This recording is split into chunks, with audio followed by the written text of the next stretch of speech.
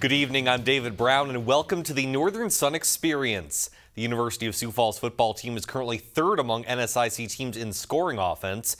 And ironically enough, over the past 3 weeks, the Cougars have gone 3-0, facing the number 1, 2, and 4 offenses in the conference. USF with another tall task against another tough offense in Minot State Saturday, but the Cougs strike early. Luke Papillion 3 yards on the read option, 7-0 Sioux Falls. The rest of the first half was a field goal fest. Neither team could push it into the end zone. Winona State's Carter McCauley hits 3 field goals, USF's Brett Garner hits 1, and the Cougars lead 10-9 at halftime. But the story of the season has been Sioux Falls' dominance in the third quarter. First drive of the quarter, Max Mickey, 5-yard touchdown, 17-9 USF. Later in the third, Papillion continuing to show his asset as a runner, finds some space, 9-yard score, 24-9. Cougars continued to spread the wealth, this time Justin Folks, 9-yard touchdown to the left, 31-9 Cougars at the end of 3. Sioux Falls moves to 7-0 with a 41-30 win over Winona State. Another big NSIC matchup back in Sioux Falls. 4-2 Augustana hosting 4-2 Minnesota State. Mavs drive right down the field on their opening possession. Virgil Hammond, tough 5-yard run. Minnesota State with the early 7-0 lead. Vikings square things up later in the first. Trey Hyde with all kinds of time. And check out the grab by Matt Heller in the end zone. Make sure the ball never hits the ground. 27 yards, and we're tied at 7. Mavs now leading 14-10 toward the end of the half. Nick Piracini finds Shane Zylstra, just gets it inside the pylon. 13-yard score with 15 seconds left before halftime. 21-10 Minnesota State. Third quarter, Mavs extend the lead. Piracini to Ty Dennis, his second touchdown of the day. Minnesota State up 28-10. Augustana starts to chip away on the next drive. Hyde to Chet Pierenboom, 26-yard touchdown, cuts the lead to 28-17. Field goal cuts it to 28-20, and then Hyde finds Charlie Hayes, 15-yard touchdown, 2-point conversion good. Augie comes all the way back from 18 down to tie things up at 28. But on the ensuing kickoff, Minnesota State takes the momentum right back. Taking it at his own 4-yard line, Corey Brent finds some space and methodically goes down the left sideline, 84 yards in all, down to the Augustana 12. And on the very next play, new Mavs quarterback Ricky Lloyd rolls right, throws back to the left for a wide-open Eric Fuller. 12-yard touchdown, 35-28 Minnesota State. After an Augie fumble deep in their own territory, Lloyd finishes things off with this 8-yard run. Minnesota State wins a back-and-forth affair with Augustana, 42-35. When we come back on the Northern Sun Experience, more football highlights, including the Battle of the Beavers between Minot State and Bemidji State. The Northern Sun Experience on Midcoast Sports Network is presented by Sanford Orthopedics and Sports Medicine and Dakota Land Honda.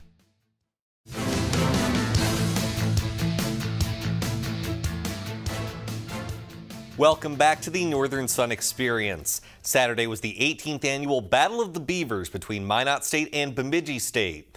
And so far, Minnesota's Beavers from Bemidji have dominated the series, winning 16 of the first 17 matchups, including the last 13 in a row. Minot State hoping to play spoiler for Bemidji State's homecoming game. Tied at 7 in the first, BSU's Gina Adams gets some great blocks, finds a crease, and waltzes into the end zone. 22 yards, 14-7 Bemidji State. They're up 21-7 when Minot shows off its ground game. Ben Zonizer up the left sideline, and they're not going to catch him. 70 yards to the house. Minot State stays within striking distance at 21-14. That's as close as they would get. Bemidji State getting great production from its backups. Third-string quarterback Jared Henning with a 4-yard touchdown. Then he gets a short 1-yard sneak in the third quarter. Starter Jordan Hines still out with a knee injury, but it would not matter in this one. Gina Adams finishes things off, cutting back to the middle and turning on the afterburners. 75-yard touchdown. Bemidji State had 436 rushing yards as a team, just a dominant performance. And as is tradition on homecoming, the Beavers celebrate by taking a dip in Lake Bemidji.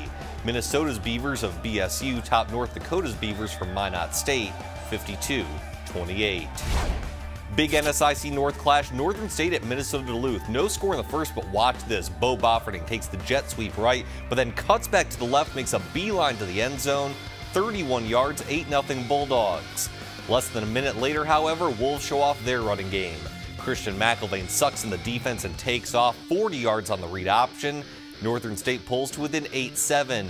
but UMD had a heavier dose of the run game all game long. How about the plunge from offensive lineman Nolan Volker? 1-yard run makes it 16-7, and if it's so nice, why not do it twice? Volker gets his second 1-yard plunge. Bulldogs had 5 rushing touchdowns in the game. Minnesota Duluth runs over Northern State 39-19. Battle of 500 teams, St. Cloud State at MSU Moorhead, and this was a game of runs. Nate Meyer to Jamison Parsons, 10-yard touchdown, 7-0 Huskies. Next St. Cloud State possession, Meyer with a sleight of hand on play action eventually finds the left corner, 14-0 St. Cloud State. Still in the first, Huskies firing on all cylinders. Meyer with a high arching pass to John Pass, 23 yards, 20-0. Move to the second, the lead grows even more. The pitch to Joe Blando, 3-yard score, 27-0 St. Cloud State. But the Dragons would finally get off the ground on their next possession. Demetrius Carr up top, Hunter Broughton coming on down, 32 yards, makes it 27-7. Next possession, Carr with the fade to Damon Gibson makes it 27-14 at the break. Now 34-24 when Carr finds a wide open Corey Ambrose on play action. 65 yards cuts it to 34-31. MSUM finally takes the lead in the fourth. Austin Stone with his second touchdown of the day to make it 38-34 Dragons. Less than a minute to go, however, St. Cloud State stays composed. Jaden Huff, 2-yard run of his own to retake the lead 41-38. MSUM has a chance to tie with a 40-yard field goal in the final seconds, but it falls just short. The Huskies survive 41-38. Upper Iowa taking on Concordia St. Paul Saturday, and the Peacocks were flying. Already up 7-zip when the defense comes through. JoJo Simpson takes the tip pass, rumbles 50 yards the other way, 14-0 Upper Iowa. 21-0 Peacocks when the Golden Bears finally strike. The swing pass from Ron Johnson to Darnell Roll. Check out the great block in the clear the lane. 27 yards cuts the deficit to 21-7. But Upper Iowa racked up more than 220 yards on the ground.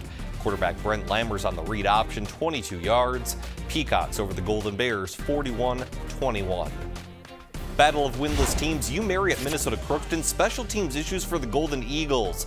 The dropped punt gives UMary the ball at the 1-yard line. And Colton Farmer sneaks it in on the very next play for the Marauders. They take a 6-0 lead. Second quarter, Golden Eagles start to fly. Nathan Cole up top to Rod Stewart. Yes, that is his real name. 58 yards and a reason to believe we're tied at 6. Third quarter, the back and forth continues. Farmer to Connor Graves, 15-yard touchdown. Marauders lead 13-6. Later in the third, Crookston strikes back. The pitch to Andre Person. He gets his own 15-yard touchdown. We're tied at 13 heading to the fourth quarter, but UMary would score 2 touchdowns in the final frame, including this 27-yarder from Farmer to Sam McAdams. Marauders win the Battle of the Windless 26-13 over the Golden Eagles. Wayne State at Southwest Minnesota State on Saturday. Visitors strike first. Already up 3-0, Zach Osborne to Nick Roth. Wildcats go up 9-0. Second quarter, SMSU spins out of trouble literally. Max Simmons avoids the shoestring tackle and makes reservations for 6. 22-yard touchdown, Mustangs down 9-7. Next SMSU possession, a much easier score for Simmons from 1 yard out. Mustangs lead it 14-9. Back come the Wildcats. Osborne handles the high snap and finds Nate Rogers for the 7-yard touchdown. Wayne State on top 16-14. Just before halftime, Mustangs retake the lead. Devontae Beal 2-yard plunge, SMSU up 20-16 at the break. Wayne State's offense would continue to churn along in the second half, however. Osborne takes it in from 8 yards out. Wildcats up 41-27 midway through the fourth. Simmons gets another short touchdown for the Mustangs to cut the lead to 41-33. And then with a minute to go, Blake Gimble up top to Gabri Gallemu, 25-yard touchdown. The Mustangs need a 2-point conversion to tie. Normally their trick plays work, but the Statue of Liberty to Raphael Lawson Gale is snuffed out, and Wayne State gets a big road win, 41-39 over SMSU. So after a tough loss at home, the Mustangs get a short week along with a tougher opponent. SMSU travels to Mankato to take on Minnesota State in a game Thursday night at 6 p.m. Moving ahead to Saturday, Sioux Falls will look to remain perfect as the 7-0 Cougars host Concordia St. Paul at noon. Starting at 1 o'clock, Minnesota Crookston takes on Minot State. St. Cloud State visits Northern State, MSU Moorhead is at UMary, and Winona State is at Wayne State. The game of the weekend also starts at 1 o'clock, with 6-1 Bemidji State traveling to 6-1 Minnesota Duluth. The winner of that game will be in sole possession of first place in the NSIC North Division. At 3 o'clock, the final game of the weekend kicks off as Augustana visits Upper Iowa. When we come back, we check in with some great top 10 volleyball matchups.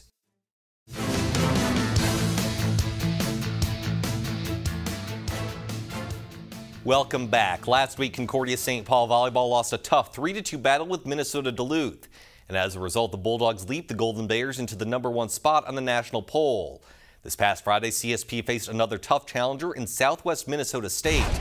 To St. Paul we go for the battle of 2 versus 3. First set, check out the power from Emma Lang. The kill is so powerful it ricochets off the SMSU defender and then out of bounds on the other side.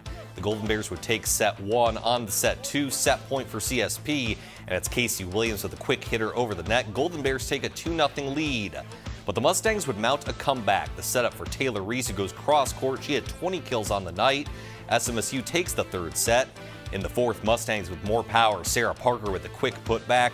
We would go to a fifth and deciding set, match point for SMSU. And Whitney Burmeister wins it with an ace. An unbelievable comeback as the Mustangs take down the Golden Bears 3-2.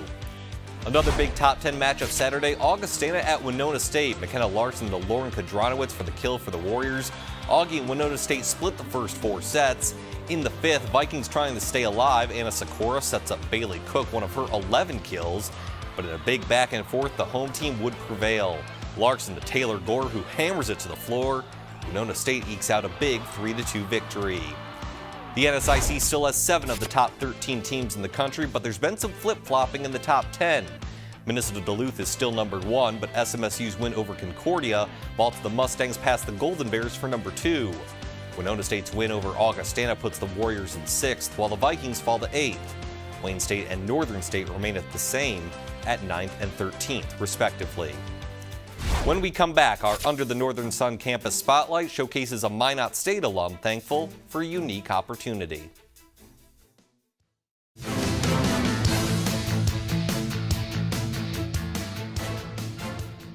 Welcome back. For the past 6 episodes, we've been introducing one new member of the NSIC's 25th anniversary team. But tonight, it's twice as nice as we highlight one of the top male and female athletes in the conference's history. First and foremost, congrats are in order for former Minnesota State cross-country runner James Kryza.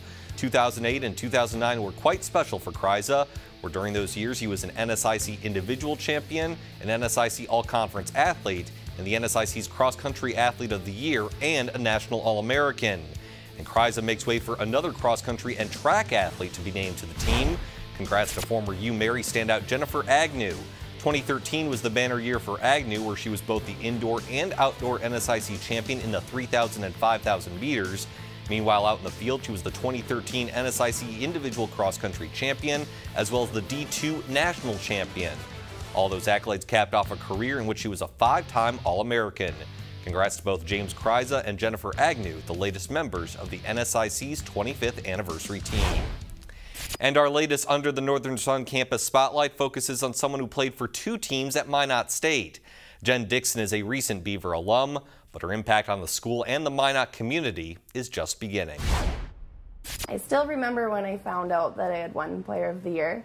My team, we were out for lunch, we were traveling to go play, and my coach pulled me aside and said, "Hey Jen, look, you won Player of the Year." And at that point it never really hit me, right? I didn't really understand the full picture of what it all meant. Looking back now though, I am so thankful that that kind of shows how much effort I put into this college and my sports and my academics and everything that goes along with it. But I don't remember my experience based on that award. I remember my experience based on my teammates and everything that we were able to accomplish together.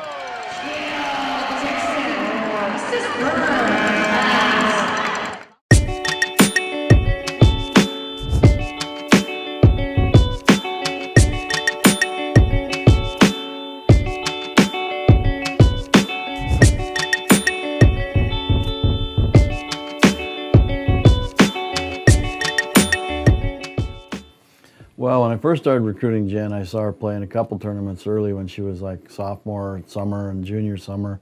And the first thing I noticed was her athleticism, her speed home to first, and she hit a triple to left center, and from home to third. She was a great athlete.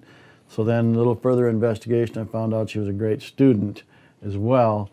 And then I had known after the recruiting process got going a little bit, I found out that she was also being recruited by some Division I schools for volleyball.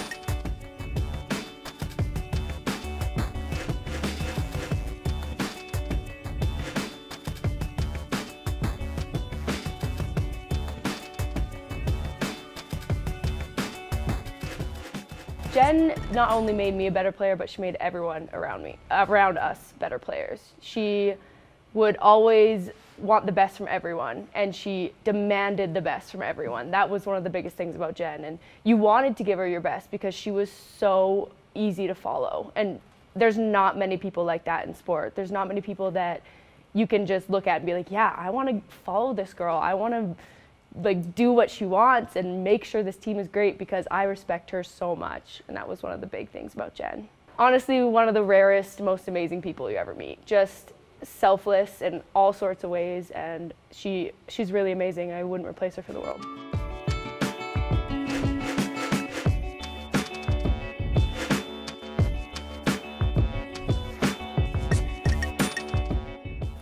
That is a common question that I've always been asked. You know, what is your favorite sport out of volleyball and softball? And to this day, I still cannot tell you. With my experience playing both the sports here, positive, both experiences. I loved the fact that I could go from one season to the next, and you know, obviously I always think about would that off season have helped me grow stronger in one of the sports if I would have played one, but having the opportunity to play two was one of the biggest reasons why I came to Minot State, and I would never be able to choose one or the other still to this day. Moving from NAIA to Division II required so much more, I don't know how to say this, I wouldn't say more commitment, but you know, it required every single person on both teams to be locked in, ready to go at all times. That competitiveness and that intensity going to the next level really changed. Having that 1 year transition year was tough, but I think it really helped prepare not only volleyball and softball, but every other sport as well to make that leap into the next division. And I'm very thankful that I had the opportunity to play Division II.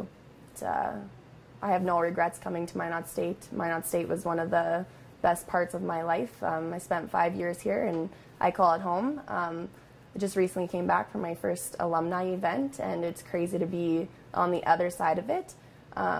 But I'd say that the culture that they have developed here in this program and this school and the athletics and academics, it's crazy. You know, I didn't know a lot of people for this alumni event, but it felt like I had known them my entire life, and that's what they do here at Minot State. And I don't look back with any regrets. I was very thankful to be a part of both volleyball and softball and meet the people I had a chance to meet, and it's just been an amazing experience that I look back on and will never forget.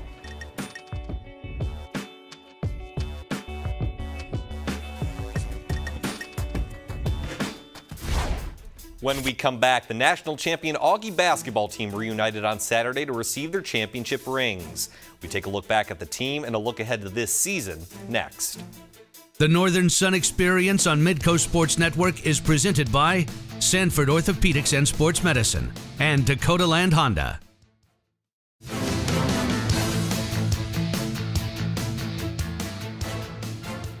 Welcome back. Believe it or not, basketball season is just around the corner, and of course the NSIC has the most recent men's national basketball champion in Augustana. The Vikings were honored at Saturday's football game, where most of the championship team was on hand to receive their rings. It's been more than 6 months since Augustana hoisted the championship trophy in Frisco, Texas. But now the players and coaches have the rings to accompany the trophy. It was a great season. I'm probably appreciating it a little bit more finally now. You just kind of got through it and you felt relieved. It's hard to explain. But as the summer went on and then this fall being able to do a lot of clinics and meeting a lot of different people, you kind of put it into a little bit of a perspective. It's a tough one because it kind of all sinks in that it's actually over. So There's definitely a good way to go out, though. If you gotta call her quits, it's definitely a good one to go out winning the national championship. You spend a year with guys that you can call your brothers, truly, and you accomplish something like a national championship. It's going to be friendship for life with all those guys. Casey Schilling and Alex Richter have graduated now, so Saturday's ceremony was a sense of closure. But for the returning players, the ceremony was the chance to finally focus on this season, so they can recapture the spirit of last season. It's kind of been a few months since we had that feeling again, and just having all the guys back and actually getting our rings and how great they look. It's just really living that moment again of winning the national championship. Last year is always going to be a great memory, but it's time for next year to begin. Excited about this group. They're used to winning. It's their chance now. A lot of these kids didn't get to play as many minutes as they wanted to, and they came here to play basketball, and now they've earned their time. So we're excited about this young group coming up and the returners, and just very excited about the season coming up, and really and truly just can't wait. The road to a second straight national championship in Division II starts against a perennial power in Division I. As an annual tradition, Duke invites the D2 champion in North Carolina to play an exhibition game. The Vikings visit Cameron Indoor Stadium on November 4th. We're not looking at it as a win-loss, but it's just going to be a great experience playing against one of the best Duke teams there is right now, and I think our guys will just be prepared like any other game. What an honor, and it'll be a great experience just to be on the just on the floor at a revered place. People bucket list. People go to games there one time in their life just to say they've been to Cameron Indoor. So it'll be a great experience. Their fans will be nothing we've ever seen before, but I think our kids will just have a great time. Good luck to the Vikings in 2 weeks. Once again, a thank you to all of our NSIC member schools for their time and contributions. Tune in next week for yet another Northern Sun experience.